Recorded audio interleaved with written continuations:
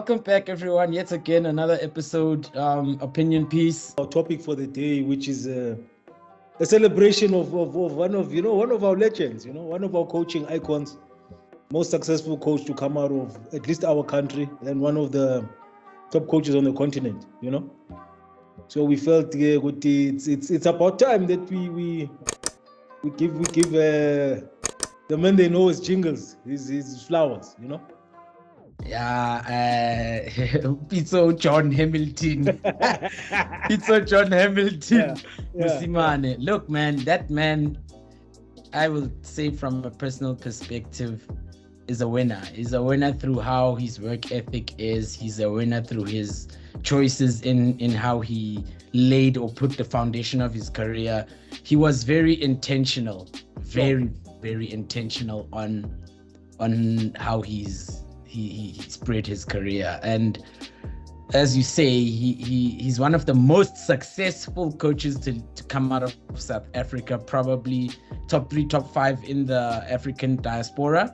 Yeah. But I wouldn't say greatest coach to come out of South Africa. I'd say most successful in terms of trophies, but greatest, that's an argument for another day. Sure.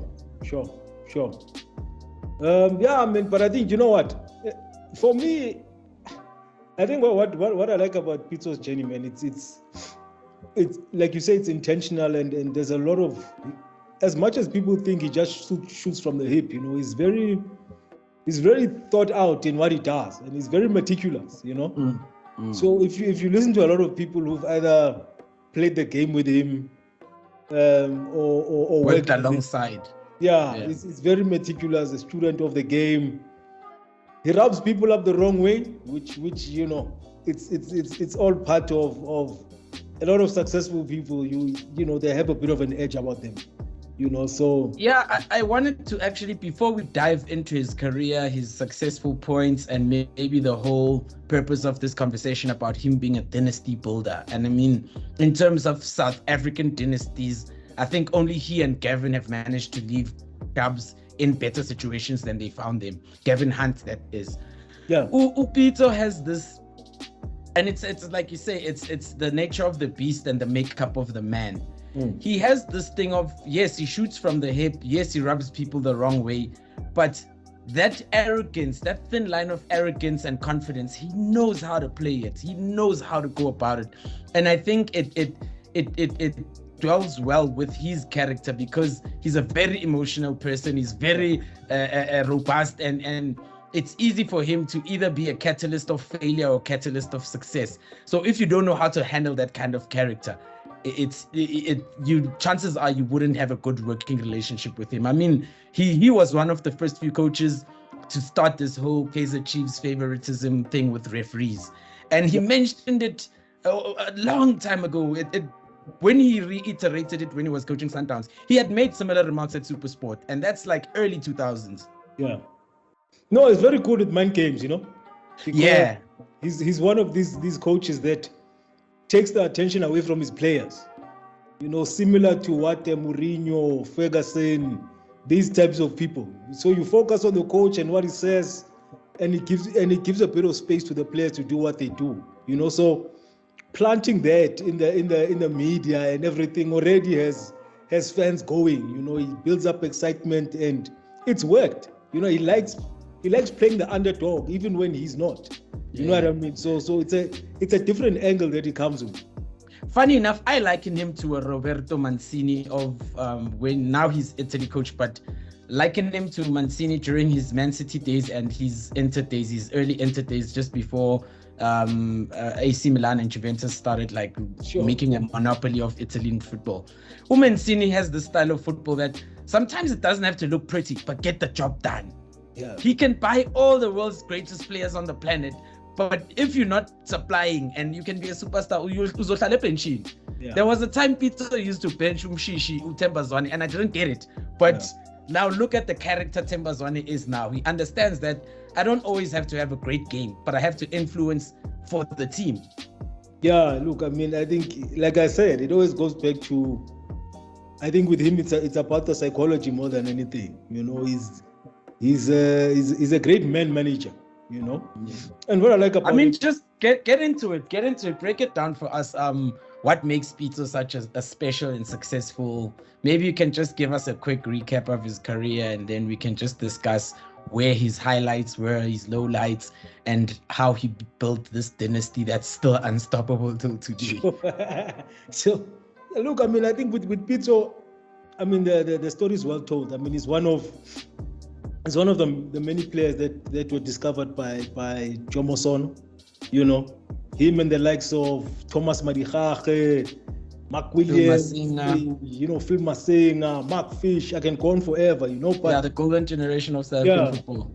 So he comes from that space, but he comes from a lot of the players that took up coaching and actually thought about a career outside of football. So in his travels, whether he was playing for Jomo Cosmos, whether he was playing for Sundowns, Pirates, his foray into Greece, Belgium, and even Qatar now. So it's interesting because before his managerial career, it's almost like come full circle, you know. He's now in the Middle East as we speak, you know, with Al Wada, you know. His second stint in the Gulf. You know, third actually, because first stint was as a player and then 2 stints as a coach. As a coach, yeah. So it's an interesting journey, but I think what was funny was the beginning of his coaching career locally in South Africa, because he came back to his, I would say his home, you know, which is Sundowns, and helped out with the reserve league, with the reserve team. Yeah. But what's interesting to me was his start in SuperSport United, you know. The opposite parts of the capital city, yes. The feeder team to Sundowns. But yeah, we won't go there. But I mean, I think what's interesting for me is that that edge that he has and that determination. I mean, he started coaching almost for free just to get into the team, you know, and eventually ended up assisting Bruce Robler, the legendary Zimbabwean Liverpool goalkeeper, you know. Yeah.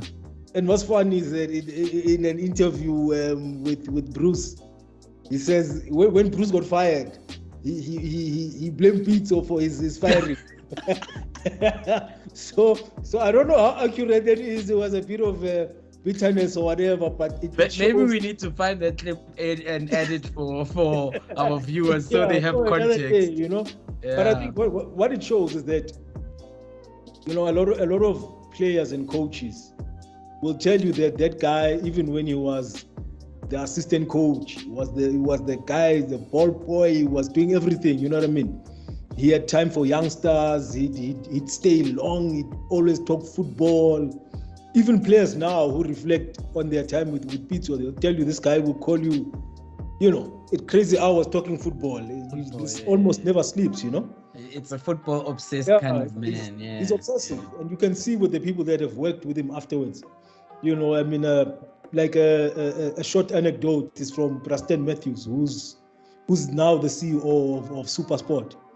He'll tell you, I mean, he's admitted on many occasions that he was probably one of the most difficult people you'll ever work with, but once you get to understand him, you'll know that he's not difficult for just being difficult, you know? He's a winner, and if you're a winner, you can only get it.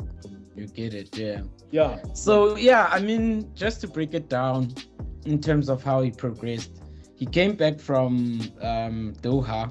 Yeah. He started coaching the junior team at Mamelodi Sundowns, and already when he was in Belgium, he was coaching the under 11s. Yeah. From progressing from Sundowns, he went, as you say, to SuperSport. He started coaching he started in the reserves, and he was promoted to assistant coach of Bruce Grobler. And after Grobler was fired, he had successive seasons. And in his first 2 full seasons as senior coach, both seasons he came second in the league. And that at that time, I mean, there were still great coaches in SA like Paul Toleza, the late Ted Dumitru El Professori. If I'm not mistaken, Mushin Etukral had just made his way at Ajax Cape Town. So there was a lot of, the competition was stiff but then he showed his mettle, he showed his coaching nous. So you could see this guy's building something. And then after he left, he Super Sport, he went straight to Bafana. He only coached two games as caretaker, and then came in Pereira. Once he was under Pereira, I think at that time I didn't understand because I was young. I didn't get how he was moving, but I think that's where he got to his man management style, how he dealt with the media. I think he learned how to be a modern professional coach. He had already had the edge and the knowing of the football, but the coaching element, the management element, that you must have your own team, you must have your own physio. Because that's what Pereira came with. He came with his whole team. Yeah. He had an assistant. Pitso was a second assistant, and then everyone else was Brazilian. Yeah. In the South African national team. But mind you, I wanted to just put in a nugget here. Just by the way, leaving Supersport in 2007, having won, I think, 2 what were called SAA Super 8 at the time. Yeah. He won 2 of those, built a team around Dominguez Belembe. I think it was Tico Modise, Dane Clayt, Stig. Yeah. So, but as he left, Tico also left, and that's when the story of the curse of Tico Modise started. And then Gavin went 3 leagues back to back. Yeah. 2007 to 2010. 2012, fast forward to Pitso back. 2010 after the World Cup, Pereira leaves with his head held in shame, but with a bag full of money. Yeah. Safa's own goal. Pete's got nothing to do with Pitso. Pitso is told he must take us to 2012 AFCON. Yeah. He fumbles it. He gets a draw in the last game when he's meant to get a victory. Yeah. And that whole mathematics, and he had a whole rant on national TV that his mathematics went wrong, blah, blah, blah. Yeah. At the time, the administration of SAFA was all over the place. Yeah. They fired him.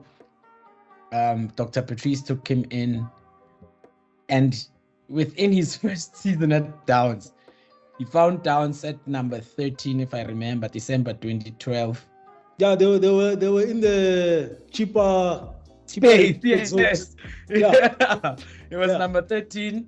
We had just let go of one of the greatest coaching minds. I don't know how he failed in South Africa. Johan Neeskens. Neeskens from the Super Ajax and Netherlands 70s teams. Pitso was nearly killed by Sundowns fans in one game in Rustenburg playing Platinum Stars. Yeah. And then he came back in January 2013 and he said, I'm rigging the game, I'm changing everything. All these players that don't want to be here, all these super earners. Yeah. And he rebuilt that squad in his image. And today, Mamelodi Sundowns has most trophies in the PSL era. Yeah. Even the most followed team in South Africa can't match them on that. Yeah. And that's where I wanted to get to, that once he put his head down and he got resources, he rebuilt that team not only by just buying players, but he also played a few players now who are literally icons of the game. I mean, about Tiani Mabunda. Who could have thought Tiani Mabunda could have had a career like that? Dennis Onyango was taken to loan Supersport with Bank Aces, came back, became a legend in Sundowns. Muzitao, Percy Muzitao. Yeah. Also, same story for Utemba Mshiga. Mshiga went to Witbank Spurs, and then he was coached by Utai for a bit. When he came back to Mamelodi, you could see that he needed, just from playing township football to being professionalized. So this whole stigma that follows him, that he's a cash or checkbook a coach, it's not it. I mean, if people just want to reverse a bit, they are well allowed to, and just go find out what happened. I mean, in SAPC or Super Sport archives are there for them to just literally go back and look at those teams. But the one thing I will commend him, every team he leaves, he leaves in a better space, but he leaves it ready to dominate maybe for like a good 4 to 5 seasons. And that's essentially what he did with Super Sport, and now it's revealing itself with this current Mamelodi Sundowns, even though it's being dismantled because Urulani wants to have the team in his own identity, a story for another day again. But here we're just giving props to Pitso, what he's built. And in the year he won the Champions League, he won it with a treble. He won the league, he won the Champions League, and he won the Telkom knockout. At the time, he was the only coach to have done that. And he got an accolade of being top 10 best coaches of 2016 within the European and global view. But then with the GLOCAF Awards, he won Best Coach of the Year of 2016 in 2017, though. Yeah. I mean, look, I think the thing that is interesting about him is that you can say what you want, but the numbers don't lie, you know? They don't. And footballing minds know. People who understand football know his contribution, and it's undeniable. I mean, people can describe his time at Bafana, but I mean, you know what? If you can survive that space, you are one hell of a coach. You know, African football at that level is something else. I mean, that's an episode for another day, but. You know, I think national coaching on this continent is a nightmare. And I mean, if Pitso got there and he tried to do his utmost best and then he failed at the end, like there was a hurdle, I do not think that's on him. That's just on the organizational structure. Even Hervé Renard, who's one of the most successful European coaches to come grace this land, he complained about the Moroccan FA, and that's one of the best FAs run in the whole continent. Yeah. He won something incredible with Zambia on a shoestring budget. He didn't really complain, but he was just saying it's some of our, what do we call them? Some of our leaders in the FAs, they are very greedy human beings. I mean, it's replicated itself in many various ways, so we don't have to revisit that one. No, that's what it is, man. But I think, you know, hey, Pitso, we could speak all night about Pitso, man, and what he's done. But I think, for me, the greatest thing he's done for himself and his legacy is the schools. You know, just as we close off, I think the Pitso Musamani schools and what he's trying to do there is probably going to be his biggest legacy. You know. Yeah, I mean, he keeps on saying how he got into professional football was through playing school football. So I think he wants to bring back that culture. 1, 2. There's an obsession with the fact that, and we also once mentioned it on this channel, that the streamline of footballing education in this country gets lost down the funnel very easily. You could find someone who was great in junior schooling football or even in schools football, tertiary football. Once they have to be promoted into first team, development team, national team, somehow they lose interest and then they get lost in the funnel. They don't even enter the administration space. They don't enter the coaching space. So yeah, I mean, it's a tricky one. So you're right. In terms of starting that schooling system, we'll just have to see how it plays out. Because for now, I think he's partnered with the most realistic partners who can make it happen, which is, I think, is it Spark Schools? No, Curo Schools. Curo Schools. Yeah. And they're a private entity, so they will fork out what they need to fork out. There won't be an issue of pitches. There won't be an issue of attendance. So once maybe there's a success story within that, I think government will try to come, or the FA will try to come and put in a helping hand. But also we need to give credit to the fact that he's challenging the traditional Transnet School of Excellence. Maybe there might be a resuscitation of it somehow. Yeah, look, I think he's got the right model. He's got the infrastructure. He's got the network of schools across the country, so we'll just have to keep our eye out for that, you know, and see where it goes. But I think whether you like it or not, you know, you can't miss the hand of Jingles, you know, on South African football. Yeah, man. I mean, I forgot to add something when I was talking about his successes. This guy's got 20 titles spreading from South Africa to the Gulf. The southernmost tip of Africa, the northernmost tip of Africa, and the Middle East. Yeah. Not a lot of people do that. I mean, he's the first what do they call them? Black African coaches of Al Ahly. Al Ahly's never had a black African coach. They've had their own Muslim coaches, Arabian there, whatever. They've never had a black African coach. And in that, he won them the La Decima. He won them 9 and 10 of the CAF Champions League. Yeah. And within that kind of space of coaching the most high intense pressure space, it's like coaching a Real Madrid, and you manage it, you do it, and you deliver. Yeah. That's top-notch stuff, man. And I think the funny thing about the golf is that you can win a trophy and still get fired. That's what happened to him. They still owe him money. Yeah, no, man. Yeah, but I think, bro. you know what? I think it's been a nice session, just reminiscing and giving Jingles his flowers. You know, I think it's a nice segment to have for our legendary coaches, and I think after this World Cup, maybe we can do one for our most successful national team coach in Desiree Ellis. You know what I mean? No one's done what she's just done now. But put some respect on Clive, man. Clive was never given the opportunity of going to a World Cup, but he's won a trophy with the men's national team. But whose fault is that? She's an African champion now. She's in the last 16. No, we will give her flowers. We will give her an episode, and but what I'm trying to say is that's why when we opened up, I said saying Pitso is the greatest South African coach is a struggle for me, because I've seen better coaches but with less success.